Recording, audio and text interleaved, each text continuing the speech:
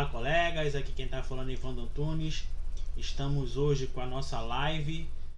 Hoje a participação especial da nossa colega Cláudia Almeida, também conhecida como Cacau. Ela é responsável por muitas indagações às entidades, principalmente de âmbito nacional, sobre algumas reclamações que a gente tem sobre a falta que elas estão fazendo nesse momento para uma discussão mais firme nacional. E aí a gente vai começando a nossa live dessa forma.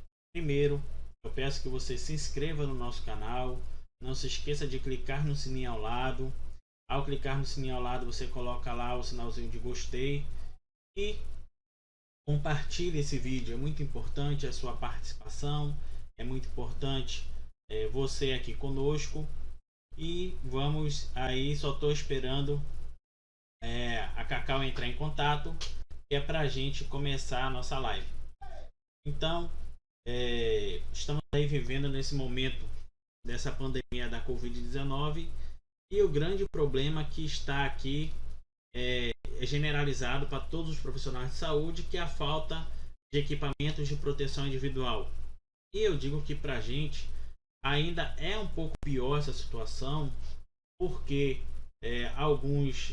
é muito mais visado os trabalhadores que atuam dentro das unidades de saúde, que atuam dentro da sua localidade, que atuam dentro de unidades, de posto, e aí os agentes que atuam no campo ele acaba sendo um pouco deixado para trás.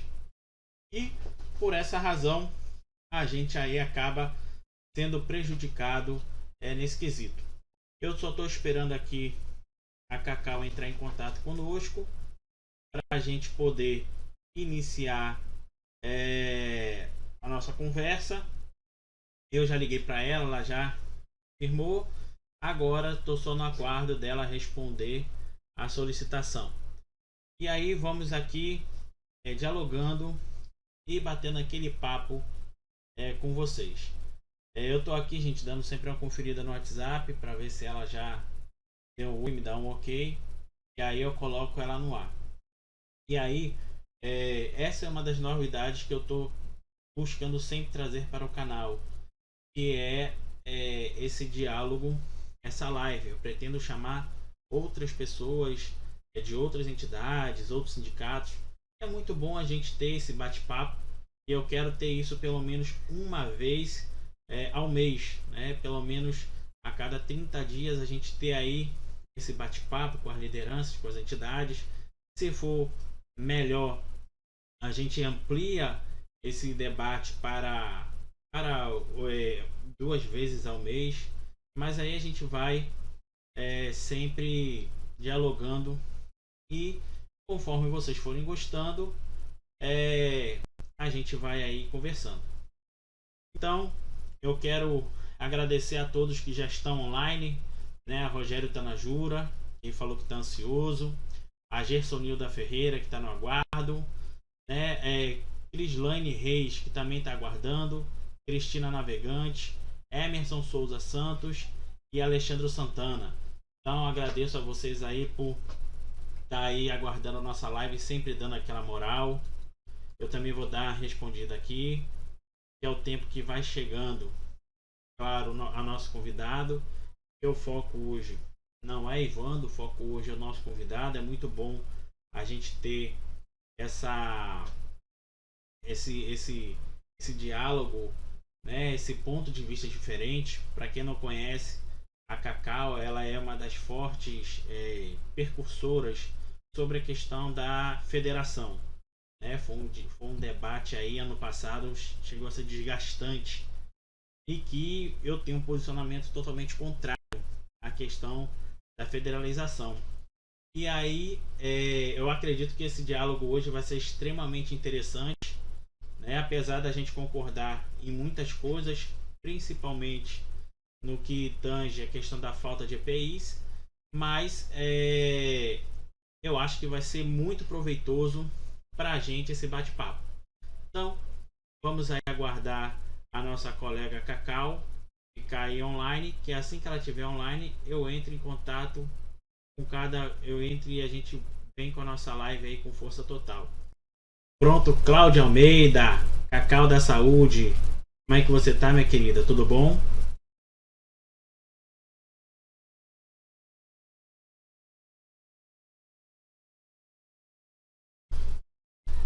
Há tempo, né? E, e me diz uma coisa, Cacau. Offshore. Você tava com o presidente do sindicato e das empresas offshore, né? Pronto, isso é muito. Isso, de Macaé, no qual ele tá comigo aqui na luta de um trabalho que a gente está desenvolvendo em Macaé, projetos sociais, então com a parceria aí, junto com mais um amigo, somando força aí para a gente poder estar desenvolvendo um belo trabalho. Isso é muito importante. Cacau, me fale um pouco sobre você. Sobre a sua história, tudo mais. Eu acho que é importante a galera saber disso um pouquinho também, né? Porque o pessoal só acha só que a vida é flores, né? E a gente só sabe falar na internet. Então fala um pouquinho de você aí, o que Não. suas observações, tudo direitinho. Fique à vontade, o microfone é seu.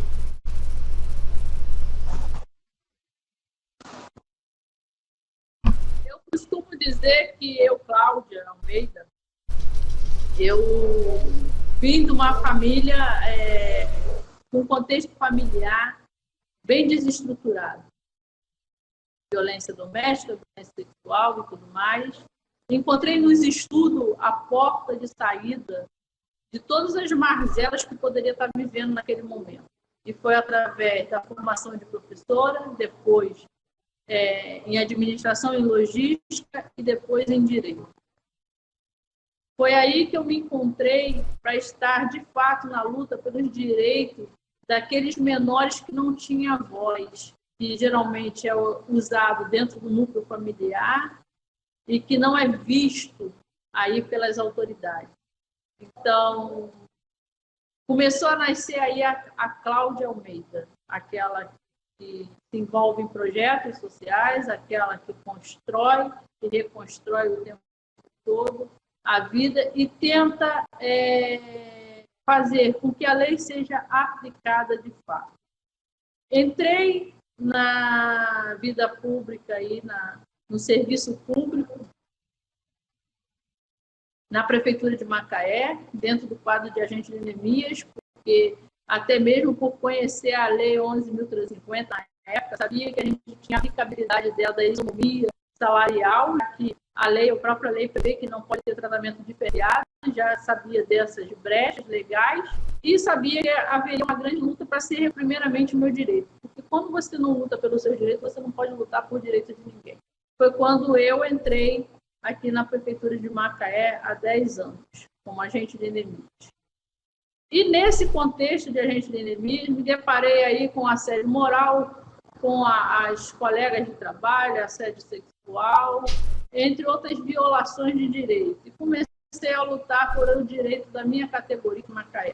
Não tem nenhuma ou trabalhador, principalmente a categoria, não como reajuste a carreira, a gente foi nessa. Só calma, que a gente vai chegar nesse assunto ainda. A gente ainda vai chegar, não antecipa ainda não. Calma. Ainda não, pô. Senão a galera tá ansiosa pra isso, pô. A galera tá ansiosa pra isso. Agora não, calma. Vamos dar aí esse. Galera tá aí doida pra esse assunto. Vamos aí.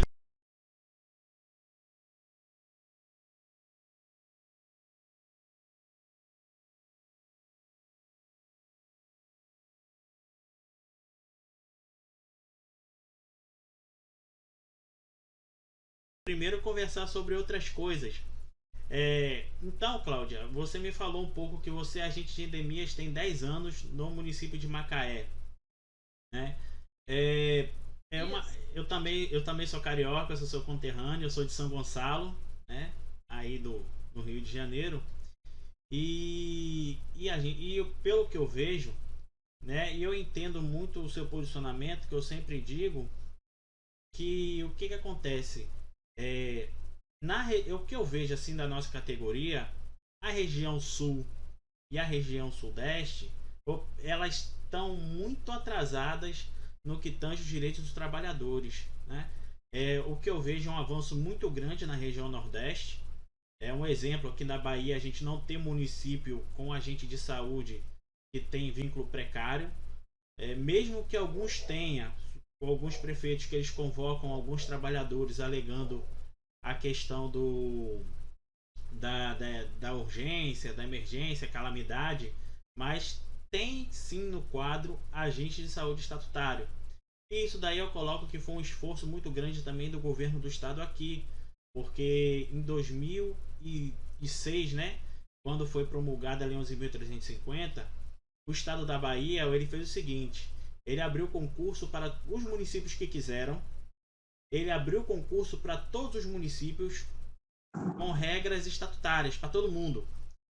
E aí isso ajudou bastante. Pouquíssimos municípios ficaram de fora. Então o governo do estado aqui, ele arcou com os custos da realização do concurso, e os municípios que quiseram aderir, eles aderiram e abriram o concurso.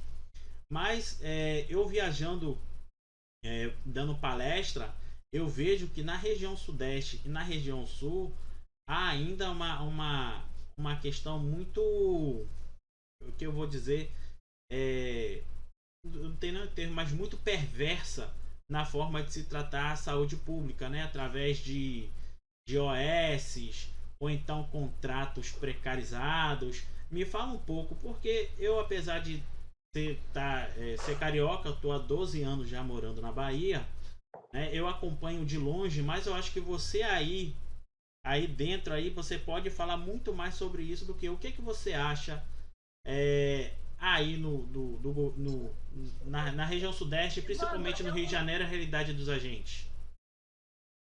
Olha só, eu não vou falar somente da região daqui do Rio de Janeiro, sudeste não. Por quê? Eu vou te falar que eu não vou falar só daqui. Justamente porque eu possuo 498 grupos de WhatsApp, onde tem agente de todas as regiões pelo Brasil afora. Eu fiz um apanhado dentro dos grupos de todos os agentes que a lei federal tem garantido o direito. E alguns, os agentes recebem o piso nacional, mas não tem equipamento de proteção, e outros recebem insalubridade, outros não. Então, a lei em diferentes municípios do estado, ela foi aplicada de uma forma. São raros os estados ou municípios que pagam o piso salarial, que tem equipamento de proteção, que tem as gratificações, que tem a valorização desse profissional, e principalmente que eles são estatutários. Então, você vê que é uma minoria muito pequena. As condições desses trabalhadores ainda estão precarizadas pelo lapso temporal que essa lei já existe, entendeu? Então, eu não posso falar somente da região sudeste, daqui do Rio de Janeiro, quando eu sei que a precarização não é somente daqui, não é uma questão local, ou da região sudeste, ou de outra região. Está no Brasil inteiro. É que, infelizmente, as pesquisas deveriam ser feitas com mais detalhes e dentro de todos os municípios, para poder realmente ver que há uma discrepância muito grande entre uma região e outra, já que todos nós executamos as mesmas tarefas, não tem diferença. Quem é agente de Neemias no Rio de Janeiro, na Bahia, em Minas, no Rio Grande do Sul, em São Paulo, não tem diferença, mas de acordo com a vontade dos prefeitos, é aplicada a lei à sua maneira, entendeu? Entendi. Isso que você fala é um fato, né? Um exemplo que eu digo aqui é o município de Salvador. Tá me ouvindo bem? Tá me ouvindo bem? Pronto. Tô te ouvindo. Pronto, Cacau. Tinha parado. Agora tô. Isso é um fato, né? Um exemplo que eu dou é o município do qual eu faço parte, né? Também sou agente de Neemias, tem 10 anos. Eu entrei em março de 2010. Então, eu completei 10 anos em março desse ano. E o município, ele não cumpre a lei do piso salarial. Nós temos um plano de cargos, até muito bom, nosso plano de cargos, só que ele acaba não tendo o efeito financeiro desejado porque a gente não recebe o piso. E aí a gente também tem uma outra questão. A gente ingressou na justiça, né? Tanto o sindicato aqui, ele ingressou com ação coletiva, e nós da associação, a gente ingressou com diversas ações individuais, porque a gente acredita que o processo é mais rápido, é mais dinâmico do que uma ação coletiva. E aí a gente está obtendo vitórias, só que o município ele usa a própria estrutura da justiça para acabar não cumprindo, porque apesar dele ter perdido no segundo grau, ele remeteu até o STF e agora a gente está aguardando a decisão do STF. Então eu acredito que essa é uma realidade, mas quando eu falo na situação principal do Sul e Sudeste, é porque eu vejo que ainda tem agente de saúde que é contrato precário.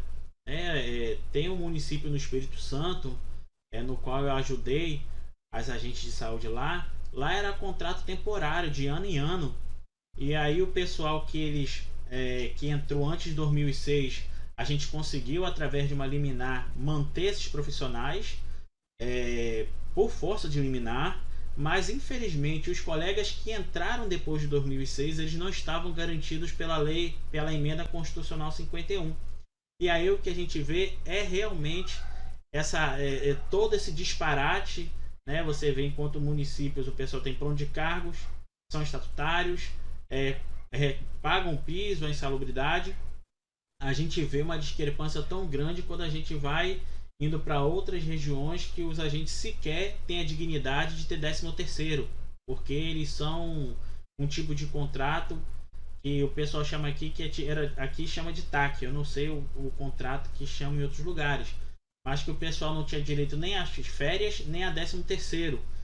Então é horrível essa modalidade de trabalho. Então tem colegas ainda que tá nessa questão bastante primitiva. E aí é onde eu abraço e apoio a sua ideia de perguntar onde estão as entidades que defendem esses trabalhadores que não fazem nada sobre isso, entendeu? E aí o que você acha? Aí eu vou entrar no assunto agora da questão sindical. O que você acha dessa situação sindical hoje em dia? Por que os sindicatos estão tão apáticos e sem força para a luta como era antigamente? Evandro, eu tenho muitos amigos que são presidentes de sindicato e eles me conhecem como eu sou direta em tudo que eu falo. Eu acho que o sindicato ele tem que trabalhar na esfera jurídica. Quando ele torna-se político, ele esquece tudo aquilo que deveria defender, que são os direitos do trabalhador, e começa a fazer a campanha política para determinados partidos. Quando você perde a essência, aquilo que deveria estar lutando, você perde tudo. Porque, na realidade, é uma questão de direito. A gente não tem que discutir direito, tem que ser cumprido. E quando eu vejo o sindicato distanciando-se do trabalhador, pegando e largando, abandonando esse trabalhador, a própria sorte, para poder estar fazendo marketing político, campanha política com uma massa de trabalhador, no qual eles fazem parte do Sistema Único de Saúde, aonde que esses trabalhadores têm um rol de direitos, e os sindicatos acham que eles têm que lutar na base ou estar fazendo aglomerações, mas na realidade faz campanha direcionada politicamente. Então eu não posso acreditar que um sindicato desse está brigando por direitos trabalhistas. Se você for ver hoje, são 5.570 municípios pelo Brasil afora. Se toda essa categoria que está espalhada pelo Brasil afora, os sindicatos deles se unificarem e estivessem lutando realmente em Brasília para que a aplicabilidade da lei fosse regulamentada em todos os municípios, já tinha sido aplicada a lei e a gente não tinha tanta desigualdade. Hoje, quando o trabalhador reclama, o sindicato vem em cima e quer esculhambar o trabalhador, quer esculachar o trabalhador, e eu tenho prova disso. O que eu mais recebo aqui é o WhatsApp de presidente de sindicato querendo sacanear. Então, isso não pode acontecer. Se você defende um trabalhador, como é que você vai questionar ele ou tentar reprimir aquilo que ele está colocando para fora? O que ele está botando como anseio, como dúvida? Tem um exemplo agora de uma situação grave que está dentro do Brasil, que é o Covid-19. Esses trabalhadores estão no campo sem equipamento de proteção. Esse equipamento era para existir agora ou ele era para existir desde... A gente vai entrar nesse assunto também. A gente vai ter que... Então é por isso que eu falo que os sindicatos eles estão muito parados. Eles estão preocupados em fazer campanha política. Eu tenho visto o sindicato aí, vendo o sindicato fazendo bloco de carnaval Lula livre, com dinheiro de contribuição sindical. Isso é verdade. Eu concordo contigo em gênero, número e grau. Mas a gente também pode falar que a gente também não pode esquecer também da política, mas aí eu não digo a politicagem. Né? Eu dou um exemplo que é a emenda constitucional 51. Não, eu falo da politicagem, é diferente de política. Isso, exatamente. Que a política ela pode ser muito valiosa se você souber usar. Mas o que você está falando é a questão da politicagem, que é a falta de... Politicagem, eu falo. Exatamente, que é a falta... Entendo, que aí eu coloco que é o que o pessoal usa, os sindicatos, como uma máquina de perpetuação do poder, porque eu acho que um dos problemas do sindicato envelhecer é porque são esses dirigentes há diversos anos. Muitos já perderam até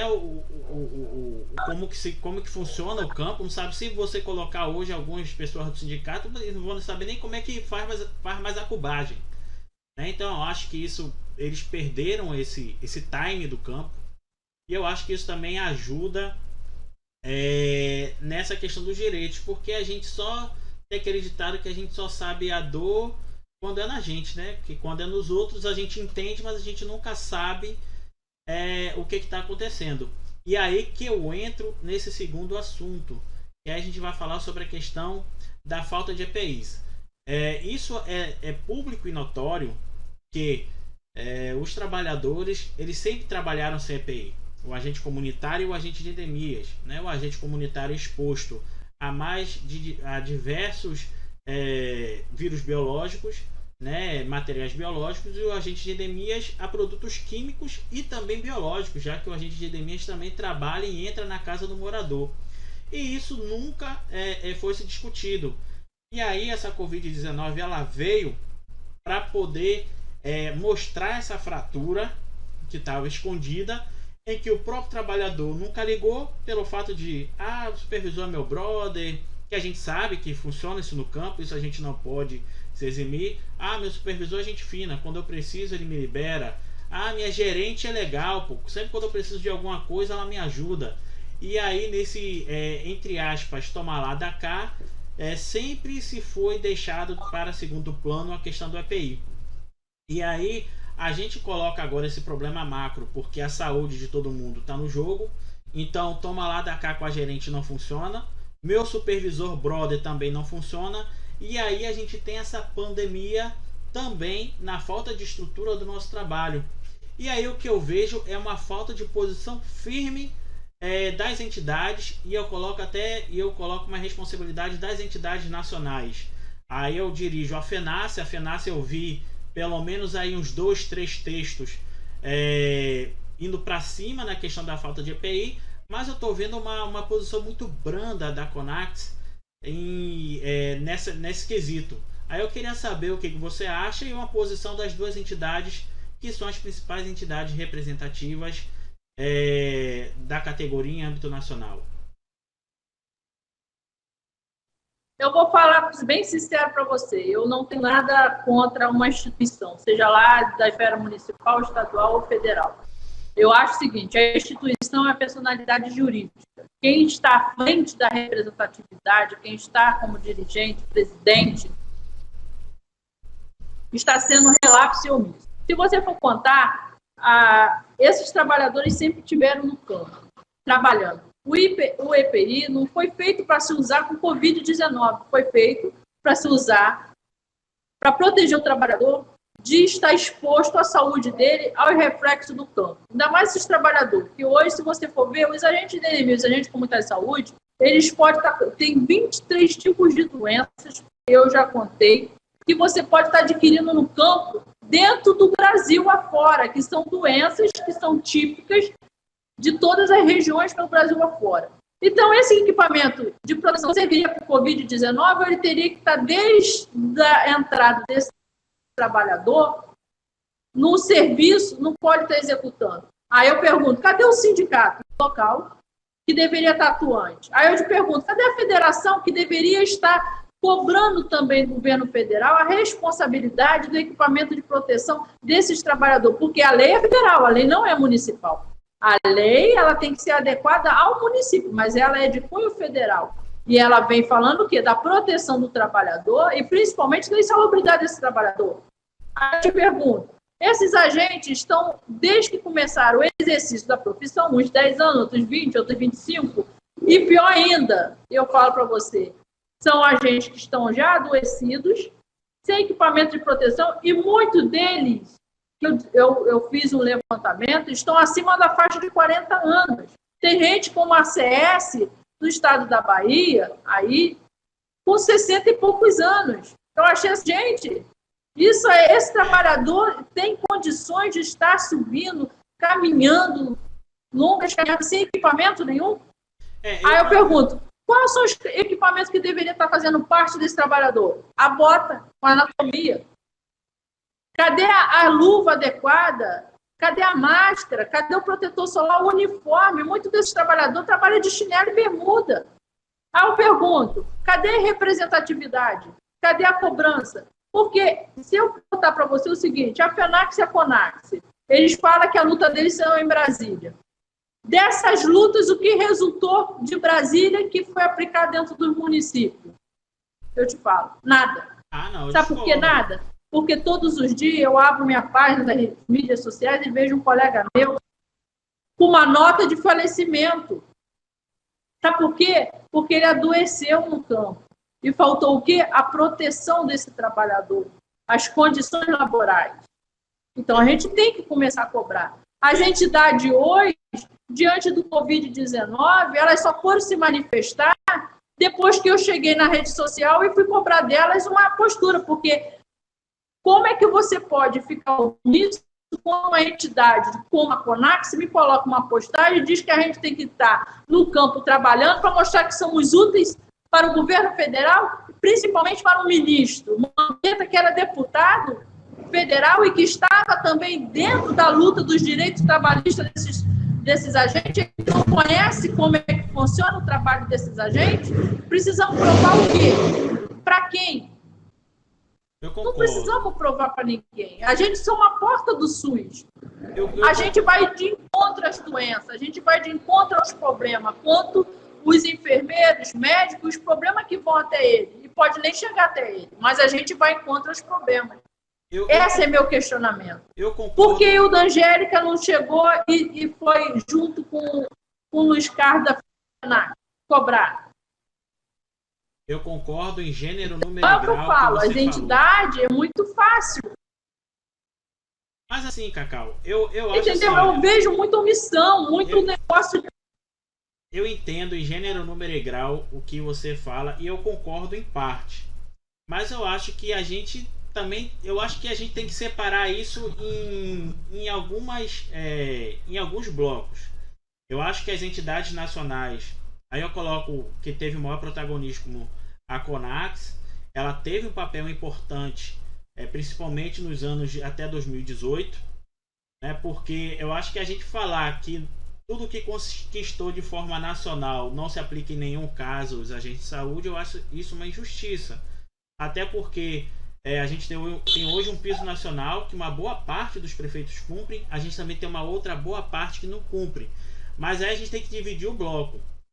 Eu concordo que a FENAC e a CONAX eles têm que tratar da questão nacional, mas os sindicatos locais eles têm que garantir o benefício federal no seu município. Porque também eu acho que isso é inviável para as entidades nacionais, tanto de estrutura quanto financeira, de você fiscalizar 5.700 e poucos municípios, sendo que só da categoria nós temos quase 6.000 sindicatos. Então eu acho que aí eu coloco esse meu contraponto. O que eu acho que as entidades nacionais estão falhando bastante, eu coloco principalmente a CONAX e um pouco a FENACE, porque o que eu esperava de Hilda Angélica seria uma palavra muito mais dura do que está sendo propagada nas redes nacionais, de forma nacional. Eu estou achando uma participação muito subserviente ao Ministério da Saúde. Eu acho que a palavra tinha que ser dura. Deixa eu te fazer uma pergunta. E tinha que fazer o seguinte, só para finalizar. E falar assim, olha, e ela tinha que ser de forma firme. Agente de saúde sem EPI não é para realizar atividade de campo. Eu acho que essa deveria ser a postura das entidades nacionais. Porque se eles não têm uma postura dura que repercute, né, as entidades cujo não tem uma força política, aí eu coloco tanto as entidades aqui de Salvador, a gente bateu muito forte sobre a questão da falta de EPI. Então o agente de saúde hoje em Salvador só trabalha sem EPI se ele quiser, e porque a gente tem formulário inclusive baseado em lei para entregar a chefia imediata. Se a chefia forçar, ele comunica, a gente vai até o local onde ele estiver para a gente cobrar o posicionamento, mas em muitos lugares não tem isso. E aí eu vou colocar só para finalizar o terceiro bloco, que é o próprio profissional, ele tem que se respeitar. Eu dou um exemplo básico na Covid-19. Aqui do município de Salvador, a gente inclusive, o sindicato, o Sindiceps, ele entrou com uma ação judicial, e essa ação judicial condenou o município a que, se não der EPI e obrigar a trabalhar, a pagar R$100 mil de multa diária. Mas, mesmo assim, ainda tem colegas que trabalham sem EPI. Então a gente também não pode falar também que é um pouco, como eu falei lá atrás, a questão do lie low, essa questão do toma lá da cá, de que o agente ele acaba também se colocando numa posição de trabalhar sem EPI pelo fato de querer agradar chefe A, chefe B, ou até também querer agradar também aquele supervisor, porque ele facilita alguma coisa na sua atividade. Você acha que essa responsabilidade ela também não tem que ser compartimentalizada dessa forma? Olha só, Evandro, vamos por partes. Quando eu falo das entidades nacionais, principalmente a CONAX e a FENACS, eu vejo que as lutas em Brasília, você lutar para se construir a lei é uma coisa.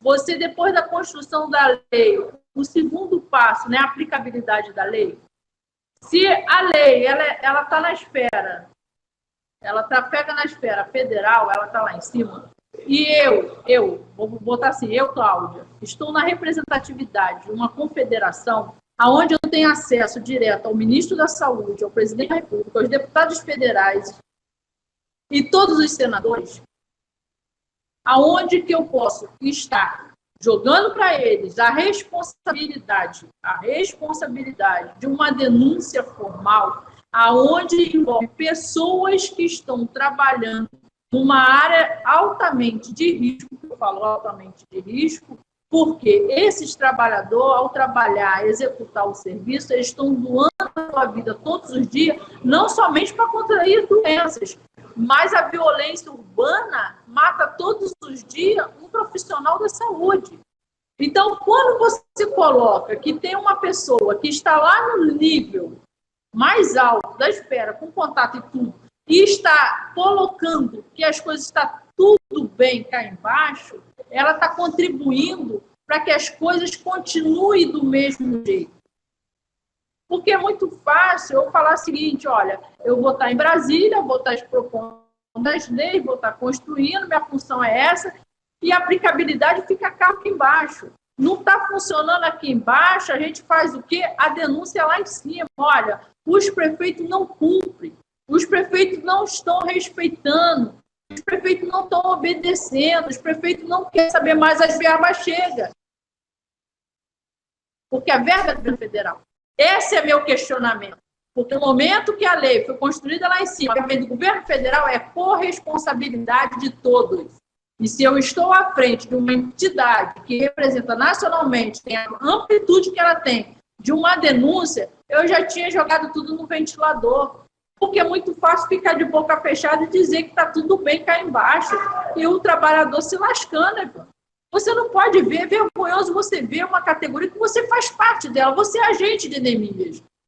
É vergonhoso você saber que tem um colega seu em outro município que está morrendo, que está com câncer de pele, que está contaminado por larvicida, que está adoecido, que não recebeu o piso. Tem gente no Amazonas que está recebendo R$689. Tem gente que está recebendo menos de 1.014. E você achar que isso está normal, não tá pagando, mas a verba do governo federal está indo para quanto para dentro dos municípios? Não é 1.400? Aqui em Salvador, se o ministro garante que está enviando 1.400 para o município, por que o prefeito não está repassando? Aí que eu falo, se você estivesse lá em Brasília, do lado do ministro Mandetta, naquela salinha lá, onde fica todo mundo de frente, fazendo selfie, pose, você ia estar sorrindo ou você estaria denunciando? E falando assim, seu ministro, não adianta rir não, porque rir não protege os trabalhadores do SUS, não. Rir não bota comida na mesa deles, não. Rir adoecendo eles lá embaixo. Essa é minha indignação com as entidades que faz lobby. Isso é verdade. Mas, Cacau, você acha também que o ministro ele vai querer se meter nessa briga? Porque, assim, eu já tive algumas oportunidades, não foi com o ministro Mandetta, foi com Arthur Quioro, né, que quando a lei 12.994 foi criada, o município não cumpriu, eu tive a oportunidade de estar frente a frente com ele, e eu falei que Salvador não pagava e joguei meu contra-cheque na mão dele. Aí o que eu digo, né? O partido que estava à frente do Ministério da Saúde e o governo federal era o PT. Então era a oposição ferrenha ao DEM. Então, na minha visão política, seria muito mais fácil para eles tomarem uma postura mais dura contra o município, de inclusive querer que devolvesse o dinheiro, obrigar a pagar, mas o ministro ele não quis entrar nessa briga. Aí eu coloco, você acha que o ministro, seja ele de partido for, seja ele de lado for, ele vai querer comprar essa briga com o prefeito? Eu acho que, eu digo isso porque eu já tive essa oportunidade de estar cara a cara com o Arthur Quioro no evento do Conselho Estadual de Saúde.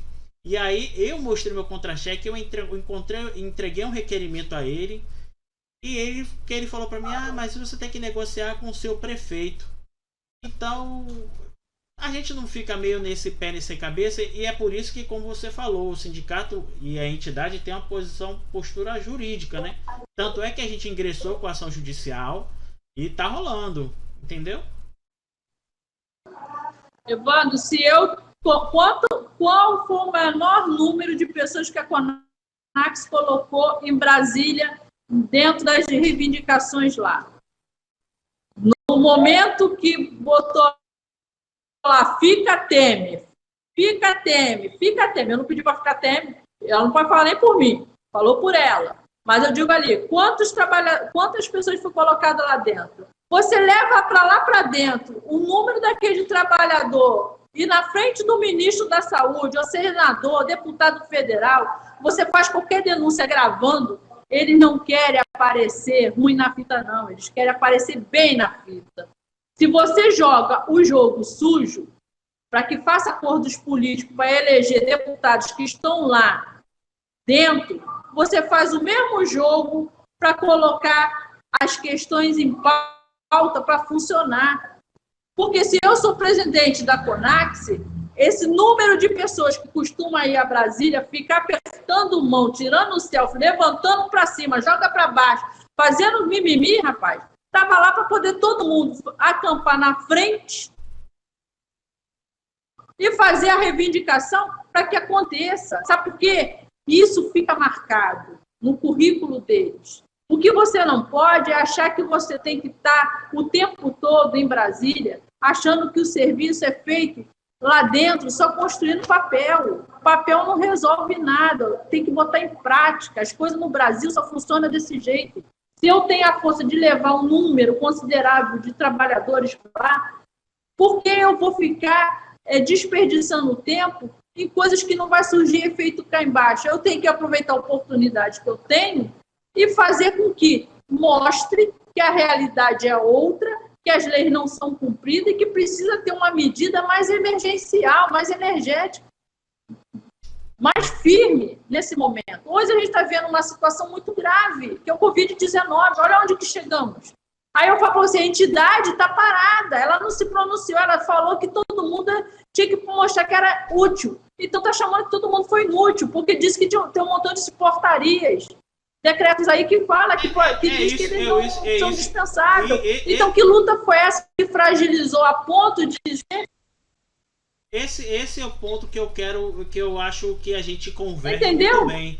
Eu tô achando que há essa subserviência, aí eu coloco não a questão da categoria, mas uma questão da presidente da entidade, né? Eu não tenho nenhum problema em citar nome, Hilda Angélica, né? Ela é filiada ao DEM, né? Ela tem quase que uma amizade ao ministro Mandetta, mas eu acho que ela acaba misturando as coisas na hora de tratar as questões da categoria. Então, acho que há esse tipo de... Como é que eu vou dizer? Esse agradecimento exacerbado a ponto de esquecer da categoria. Então, eu acho que isso está atrapalhando e muito as mobilizações nacionais, porque é o que eu falo para vocês. Aí eu coloco, né? Eu não tenho essas questões políticas, mas a gente tem que fazer uma análise, né? Enquanto a CONAX ela era de um partido que era oposição do governo, as críticas eram ferrenhas e toda semana era mobilização em Brasília e convocando o Brasil todo. E aí eu vejo o enfraquecimento dessa luta com Temer e muito pior agora com Bolsonaro.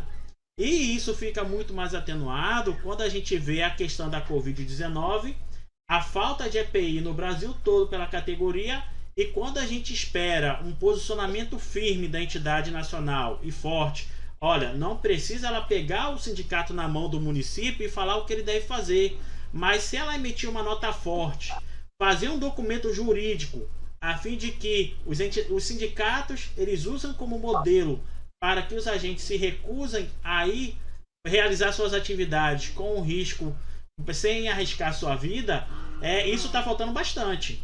Você não acha? Olha só, Evandro, eu falo para você que eu acredito muito em quem trabalha. E quando eu vejo quando eu vejo esse marasmo, quando eu vejo a FENAX, a CONAX. Oi, tá escutando? Quando eu vejo a CONAX e a FENAX muito parada, e quando eu vejo que quando os agentes estão assim abandonados, eu fico me questionando o seguinte: a categoria ela não é uma categoria pequena, são mais de 300 mil trabalhadores do SUS, com a última abertura de vagas aí do ministro Mandetta, fora os informais que não está aparecendo nas estatísticas. Então, vamos botar 400 mil trabalhadores de agente de comunitária de saúde e agente de endemia pelo Brasil afora. Você pensar nessa categoria, nesse exato momento, diante dessa pandemia, que a nota que ela deu foi infeliz, e quando ela coloca que precisa se mostrar que é útil, ela também afirmou que eles também não servem muita coisa. Então, eu achei que foi uma ofensa muito grande a esses trabalhadores. E quando você vê que alguém que está representando essa categoria fala algo desse e fala que eles precisam ir para frente de batalha, destemido, ela, ao mesmo tempo, ela incentiva esse trabalhador a correr mais risco quando ela deveria de proteger.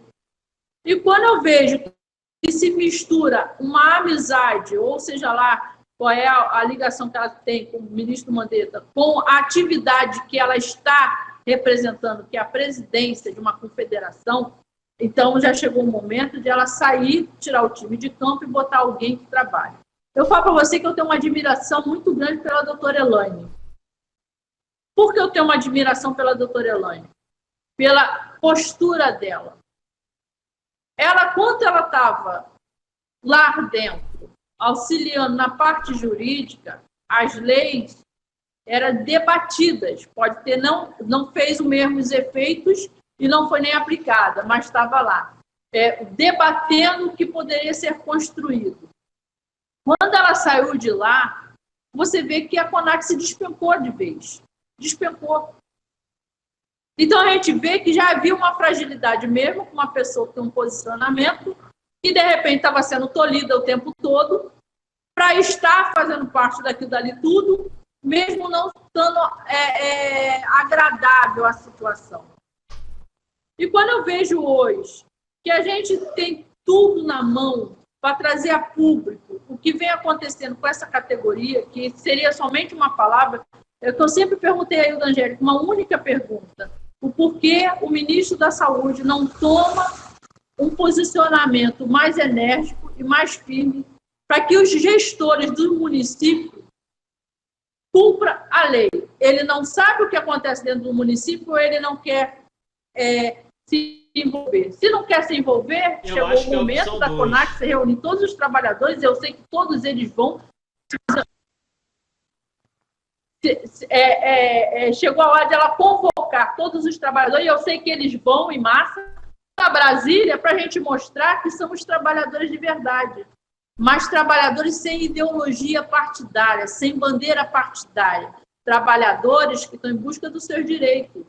Agora, não adianta eu chegar em Brasília e estar lá fazendo um inúmero rol de leis, com um montão brigando com um montão de direitos, e, na realidade, dizer que está tudo bem, maravilhoso, cá embaixo. É como se fosse proibido falar o que está acontecendo cá embaixo, o lado podre da história. Então, o que eu vejo no confronto, eu lido diariamente com mais de 5 mil denúncias por dia. Imagine você chegar no teu WhatsApp, pessoas do Brasil inteiro mandando a sua história do seu trabalho no campo, e o que eles estão passando e pedindo socorro. Para você ver, olha só, para você ver, as coisas quando tem que funcionar e fora da esfera política, ela vai funcionar. Eu fiz uma petição para o Ministério Público do Trabalho de Cabo Frio, que eu disponibilizei nas redes sociais, mandei uma cópia para todo mundo, botei o que eu estava denunciando, coloquei as entidades sindicais, coloquei a FENAX, coloquei a CONAX, coloquei os secretários de saúde, os procuradores do município, gestores, botei tudo no pacote. A denúncia ela foi formalizada no Ministério Público do Trabalho de Cabo Frio. E juntei todas as provas, todos os contra-cheques, áudios e vídeos das denúncias. Só de áudio tinha mais de 398 áudios. De contra-cheque tinha mais de 400 contra-cheques do Brasil inteiro. De vídeo tem uns 70, 80 vídeos que as pessoas me deram autorização para poder mandar os vídeos de ela relatando e mostrando as condições de trabalho. A denúncia do Ministério Público do Trabalho foi encaminhada para o CONDAP. O CONDAP notificou o ministro da Saúde, Mandetta, notificou o secretário da Atenção Básica para responder em 30 dias as acusações. Eles ficaram de dar resposta, foi semana retrasada. Entrou o auge do Covid-19 aí na pauta de prioridades. Entendo, compreendo, bonitinho. Foi quando surgiu um novo alerta aí de que os colegas pelo Brasil afora estavam sem equipamento de proteção, estavam sendo obrigados a trabalhar de chinelo e de bermuda, sem máscara, sem bota, sem luva, sem nada. Fiz nova denúncia diretamente ao CONDAP. Mandei os áudios, mandei vídeo, mandei as provas. Eles notificaram o ministro Mandetta, secretário da Atenção Básica. Não precisei ir a Brasília, não gastei um centavo de ninguém. Aí o que acontece quando você vê um chamamento da CONAX para fazer um evento de R$ 1.500, vergonhosamente, para ter eleição da presidência da CONAX, quando veta meu direito constitucional de exercer minha cidadania, de eleger quem vai me representar na esfera nacional, porque ela pode mudar o meu contexto trabalhista, está ferindo o meu direito. Aí eu tenho que ficar furiosa, tenho que ficar chateada, aborrecida. Sabe por quê? Porque parece que é um esquema aí criminoso de uma milícia. Essa é a realidade.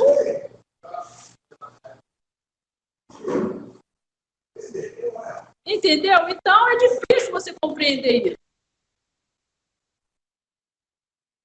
Mas aí... mas... Não, deixa eu só finalizar isso que você falou aí. Sabe por que ele não se preocupa com a saúde dele? Porque esses mesmos trabalhadores nunca tiveram um curso ou informações necessárias, o quanto é grave todo esse rol de doença, todo esse tipo de contaminação direta e indiretamente, os perigos do campo pode atingir a vida dele e do familiar dele. Porque se eles tivessem um curso realmente, um curso que eu falo, um curso não é aquele negócio de conversinha, de bate-papo, de roda, não. Eu sei que muitos municípios falam assim, não, vou dar um curso para os agentes. Bota numa salinha, distribui um montão de folha xerocada, vai lá e faz um montão de porcaria e não deu curso nenhum. Porque falta informação para esses trabalhadores. Eles não sabem a real situação deles. Eles não sabem o quanto eles estão sendo expostos a doenças piores do que o Covid-19. Eles não sabem a amplitude do que isso pode refletir na vida deles, principalmente, dos familiares deles. A ida dele ao campo e ao retorno da sua residência vai levar a doença. Tá aí, Cacau, você me trouxe uma questão, é que a gente também não pode esquecer que quem fornece geralmente esses cursos são os municípios. Aí eu vou falar, eu fiz o curso para trabalhar no Fumacê, aqui em Salvador, em 2014, e aí eu fui selecionado para trabalhar no Fumacê. E aí a gente fez o treinamento de campo, eu fiz uma semana de curso. E aí eu peguei a cartilha do curso para o Fumacê e eu li a cartilha toda. O curso ensinou a você trabalhar muito bem na sua atividade de manejo do produto, como você aplicar, mas não foi dedicada uma página sequer para a segurança e saúde do trabalhador. Aí eu estava na reunião, né, com todos os outros trabalhadores. Aí eu parabenizei pelo curso, parabenizei pela cartilha, mas aí eu cheguei, pontuei e falei assim, olha, mas a única crítica que eu tenho é que vocês não dedicaram sequer uma hora, ou sequer deixaram escrito aqui, como é que vai ser a questão da saúde do trabalhador. Por exemplo, como é que eu vou manejar o EPI que eu vou utilizar cheio de produto químico, que é que na época que a gente estava trabalhando era a alfa-cipermetrina. Aí depois teve outros produtos, eu até esqueci o nome de um que é bem forte. Então, mas quando eu fiz esse questionamento, né, todo mundo, os outros trabalhadores olharam para mim de cara feia. Porque quem trabalha no Fumacê aqui em Salvador trabalha um dia e folga um dia. Aí eu também questionei isso porque na NR, quem trabalha com Malathion, esse é o veneno correto, quem trabalha com Malathion tem que trabalhar um dia e folgar 2. Que é para você poder recuperar o seu organismo, de limpar ele do seu corpo. Mas pelo fato do pessoal só trabalhar um dia e folgar 1, essa galera, uma boa parte já estava achando que era um grande benefício. E quando eu questionei isso, a galera falou para eu parar de reclamar, porque senão ninguém ia ficar. Então, é por isso que eu coloco também um pouco que às vezes pode ser, eu coloco também que a falta de informação ao trabalhador, mas eu volto de novo a esse assunto que muitos também, entre aspas, não fazem questão. Isso a gente tem que colocar, isso é uma ferida que a gente tem que tocar dentro da nossa categoria. Assim como também a efetivação da lei. Que aí eu já vou aproveitar esse ensejo e eu já vou falar sobre a questão da lei. Eu dei uma palestra em São Paulo, eu esqueci, foi uma em São Paulo e o outro estado eu esqueci qual foi o outro município de São Paulo. Eu fui para São Paulo capital e para o interior do interior não, região metropolitana de São Paulo, fazer uma palestra lá. Aí o que acontece? E aí o pessoal falando que eles ainda tinham um vínculo precário e que eles poderiam fazer para serem efetivados.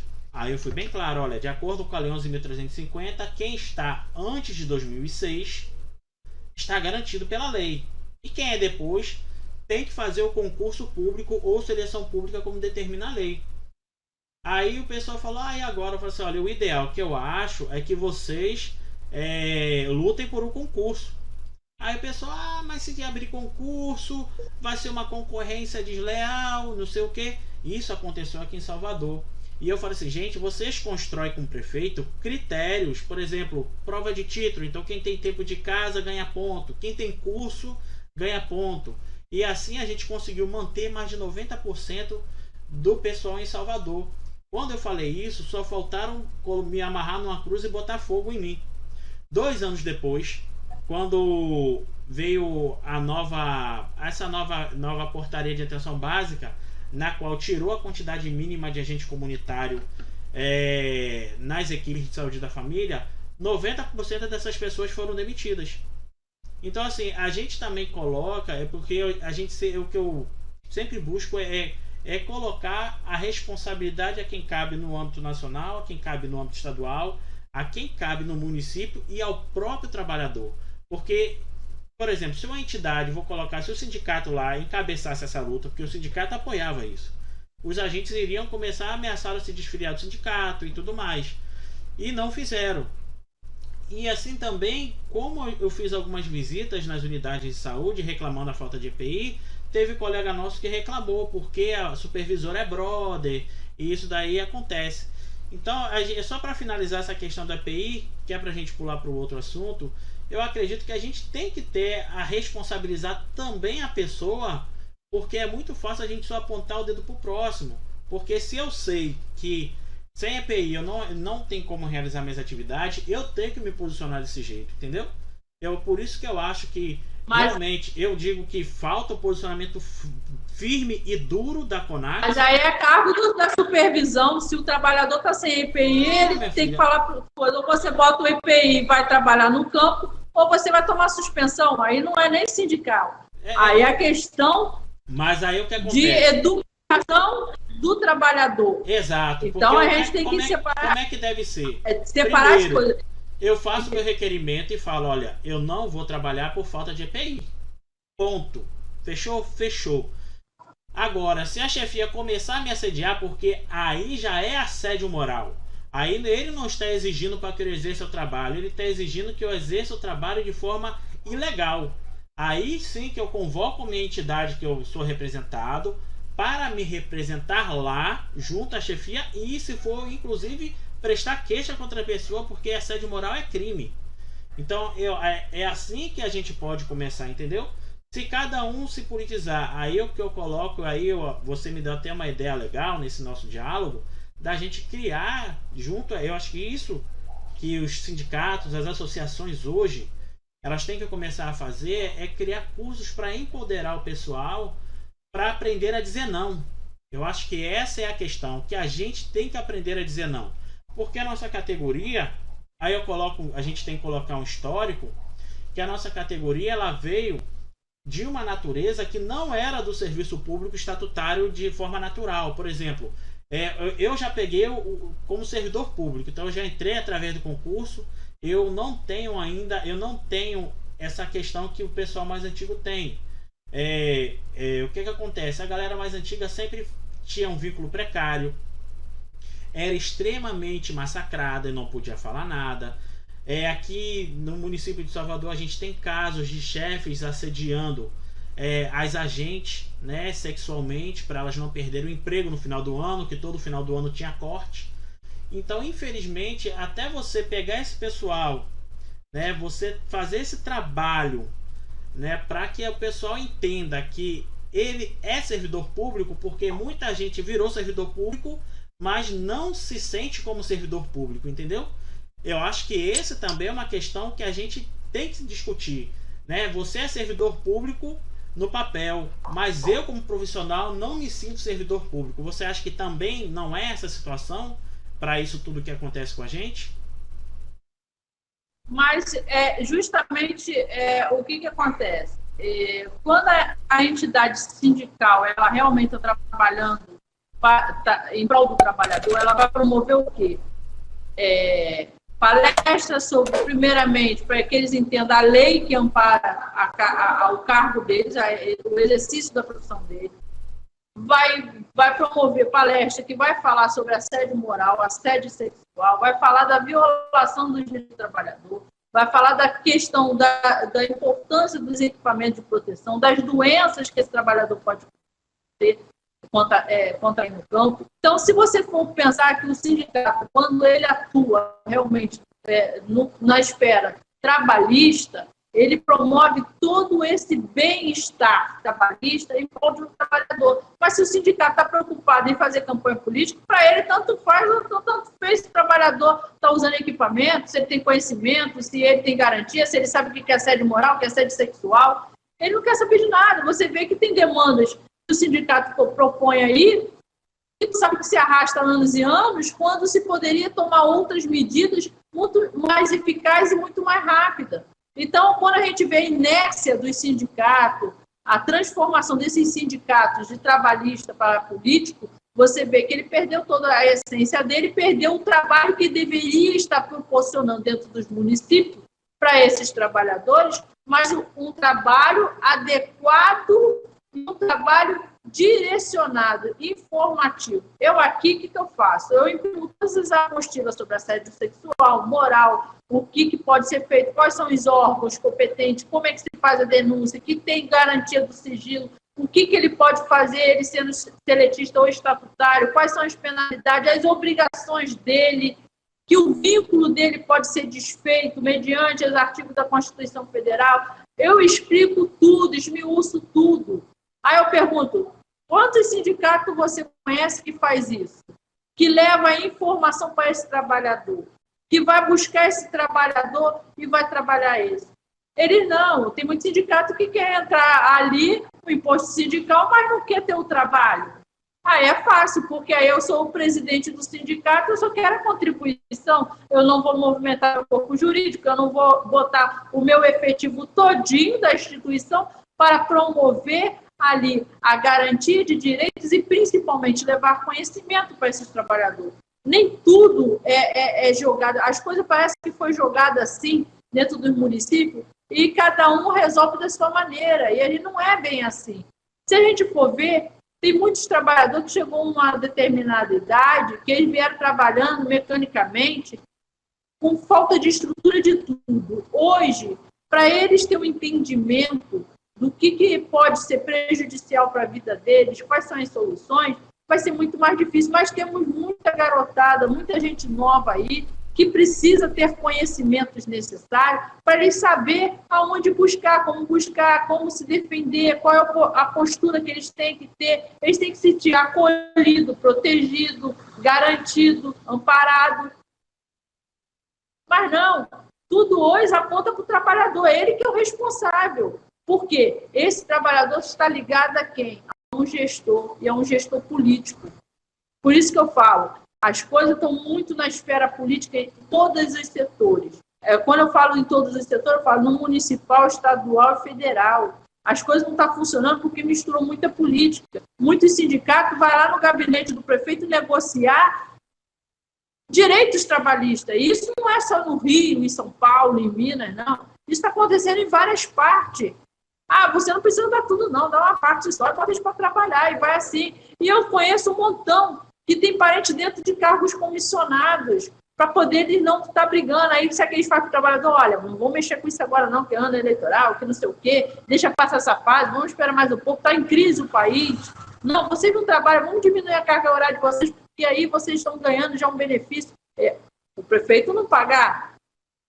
Aí eu falo para você, estão trabalhando em prol do trabalhador ou contra o trabalhador? Estão trabalhando fazendo a parte trabalhista ou a parte política?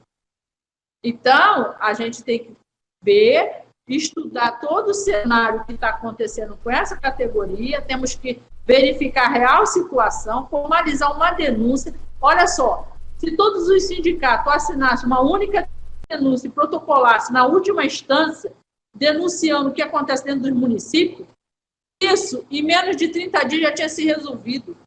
Mas é muito cômodo eu fazer o seguinte, eu vou fazer a política no meu município, enquanto o outro faz a política no município dele, ninguém se envolve com ninguém, porque cada um come um pouquinho no prato. Cada um mexe, porque isso eu escutei da boca de representante de sindicato. Cara, você tem que ter jogo de cintura, você tem que saber. Ali todo mundo come um pouquinho e vai caindo os pouquinhos ali da mesa, as sobras, e vai deixando pingar. Você tem que saber fazer entrar nesse jogo. Não é da minha personalidade fazer isso. É isso que eu falo. Estou entendendo. Agora... A gente está sofrendo na carne, sentindo a dor, A gente sente. Ah, claro. Só quem sabe a dor é quem geme, né? Isso daí a gente não pode. Eu acho Pode que falar. eu acho que é acho que é a coisa mais lógica que a gente vê aqui. Quem tem sua dor é quem geme.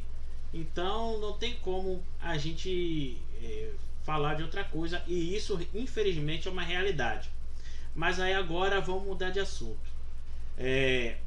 Cacau, me tira uma dúvida. Como que você caiu nessa. Caiu não, né? Como você abraçou a ideia da questão da federalização? Eu vou falar porque não, eu de início eu até curti, mas só que eu fiquei muito pé atrás em algumas coisas. Mas primeiro eu quero ouvir você assim, o que fez você abraçar com tão força a luta da questão da federalização, que é inclusive, eu acho que o maior debate nosso em diversos grupos de WhatsApp. E eu queria saber de você, para você aí falar com o pessoal e aí a gente bater esse bate-bola aí legal. Olha só, Evandro, quem me trouxe esse assunto de federalização foi Vilela, do SIDAC Rio.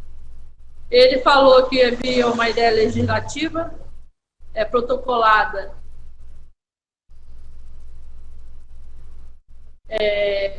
federalização que tinha sido protocolada por Jason, um rapaz, agente de energia de Araruama.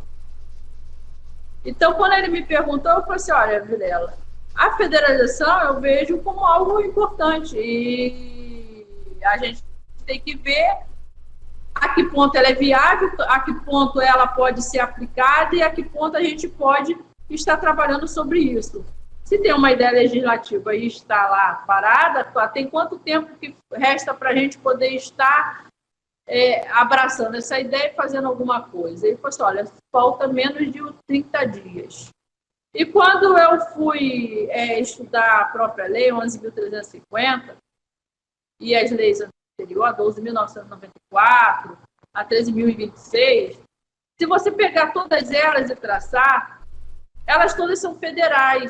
E quando você está falando de uma lei federal violando os dispositivos constitucionais que dá autonomia aos municípios a fazer sua própria organização jurídica na esfera trabalhista, falando uma linguagem menos técnica para que todos possam compreender, a gente já sabe que ela está inconstitucional. E quando você depara com os agentes te relatando que eles ainda estão em contrato seletista e muitos deles estão sendo mandados embora e outros estão bem precarizados, você fala assim, como é que soluciona essa questão da precarização do vínculo trabalhista? Pronto. Responsabilizando o governo federal mediante a não aplicabilidade da lei que não foi cumprida dentro dos municípios lá atrás. E pior ainda, ela continuou após a emenda 51, quando já não permitia mais a contratação pela CLT, continuou sendo feita a contratação seletista. E aonde estava o sindicato?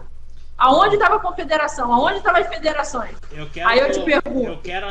Eu quero já colocar um contraponto nesse quesito, né? A EC 51, a EC 51 não, a Lei 12.994, a EC 63, perdão, ela está sendo discutida no STF, é a ADI, eu esqueci até o nome da ADI, né? Ela está sendo discutida no STF.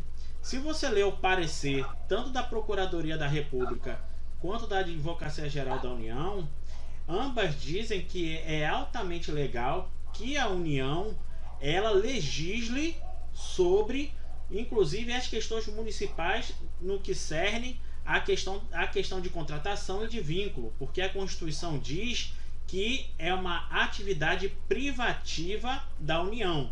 Como ela é privativa, ela pode também, ela abre os espaços para os estados e municípios assim também fazer, mas que quando a União ela assume a responsabilidade, ela tem todo o direito constitucional de legislar sobre isso.